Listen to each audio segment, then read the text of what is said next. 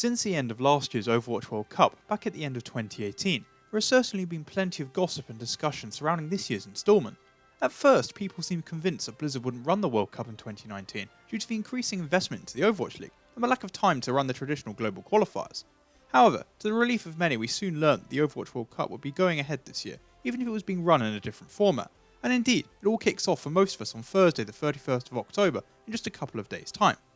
It would be fair to say though that communication surrounding the Overwatch World Cup this year hasn't been brilliantly handled, so today I hope to bring you everything I know regarding the schedule and format that will hopefully be useful for anyone interested in following the action, although please bear in mind that a lot of the specifics are still not publicly known.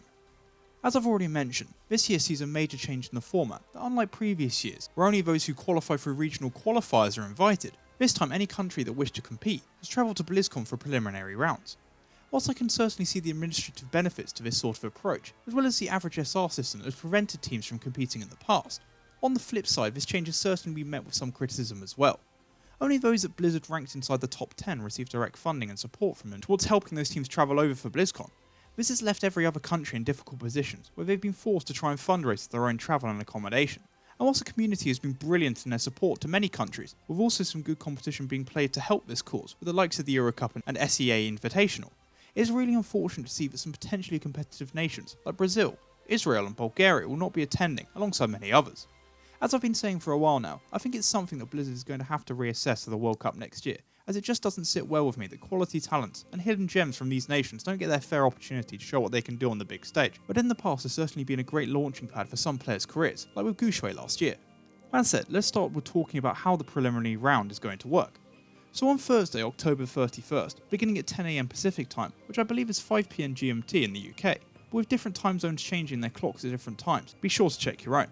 All non-top 5 teams that have travelled to Anaheim will be entered into a bracket tournament. The teams competing, of which there are about 30 I believe, will be seeded into 5 brackets and will play first to 3 matches with the last team remaining earning a spot in the group stage.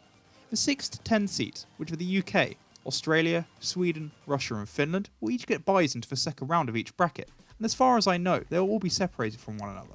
Think of it as 5 elimination brackets containing one of the 6 to 10 seeds, alongside 5 other countries, most likely in a format that will look somewhat like this. The only issue being that as of this video, we don't have any official confirmation of who exactly is within each group, so we might have to wait until the broadcast officially starts to learn this fully. To be clear, all of these matches will be first to 3, and from what I've seen it appears that once you are defeated, you are eliminated from the World Cup entirely, so this isn't a double elimination bracket that we've been used to seeing from the Overwatch League and the Gauntlet recently. For those wondering about how you're going to be able to watch the matches going on, helpfully Blizzard have put together a full list of stream links for nearly every language you may wish to watch the World Cup in, which I'll link down below in the description, with presumably teams tied to those languages being shown and prioritised. It's important at this moment I explain as well, but in order to have all of these matches being played within such a short time frame, just like at the Euro Cup a couple of months back, games will be going on at the same time to one another. So for English viewing audiences, I will leave a separate link to the 5 Twitch channels that Blizzard have lined up, and are likely to be used in order to have as many games covered in English as possible. In terms of the map set being run, throughout the entire preliminaries it appears that the game mode order will be Control, Hybrid, Escort, Assault, and then Control continuously until a winner is decided. If any of this seems a little confusing, I'll leave a link to the source in the description of this video. In the first round, the maps being played in order are Busan, Hollywood, Rialto, Anubis, and then the control maps of Ilios, Oasis, Nepal, and lastly Lijiang until a winner is decided. As for the second round, the maps change to Lijiang, Eichenwald, Junkertown, Paris, and then Oasis, Nepal, Busan, and Ilios until a winner is decided. As lastly, the third and final round of the prelims see Nepal, Kings Row, Dorado, and Hanamura played, with Busan, Ilios, Lijiang, and Oasis being the controls for potential tiebreakers. Eventually, once the 3 rounds of preliminaries are played within each bracket, we should be left with the 5 teams that have qualified for the group stage, with those that advance from this play-in preliminary tournament being seeded into the 2 groups alongside the 1st to 5th seeded teams, South Korea, Canada, China, France and the USA, with 2 qualifiers joining South Korea, the USA and France in Group A, and the other 3 entering Group B that currently has Canada and China. To avoid any confusion up to this point, the current plan is to have all the preliminaries concluded on the first day, so I imagine for any EU or Asian fans watching, we may be in for a late night if matches end up going long.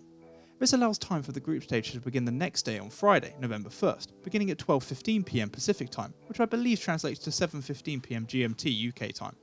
This time though, unlike the preliminaries, each team will play a free map match against all the teams in their group once, in a round robin format. This means that the map order for every match will be Control, Hybrid, and Escort, and if the score is still tied at that point, then a deciding Control map will be played. so there won't be any assault maps during the group stage. In any case, I think the plan is for all the maps to be played, so it won't be best of 3. Instead, we'll be seeing a mix of 3-0 or 2-1 scoreline that will translate into a group table of wins and losses, as well as map differential, like during the Overwatch League regular season. At its conclusion, the top 3 teams by record will advance from each group, with map differential being used as a tiebreaker if necessary, rather than head-to-head it seems.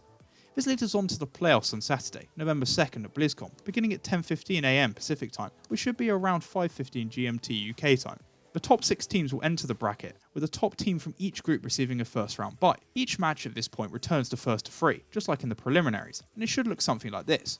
The winners of the 2 second round matches will advance to the gold medal match, whilst the losers of the second round matches will compete for the bronze medal, bringing a bit of familiarity to the format. But as far as it seems, even the final will be first to 3, rather than first to 4, which seems odd, and I hope it's changed at the last minute for more competition.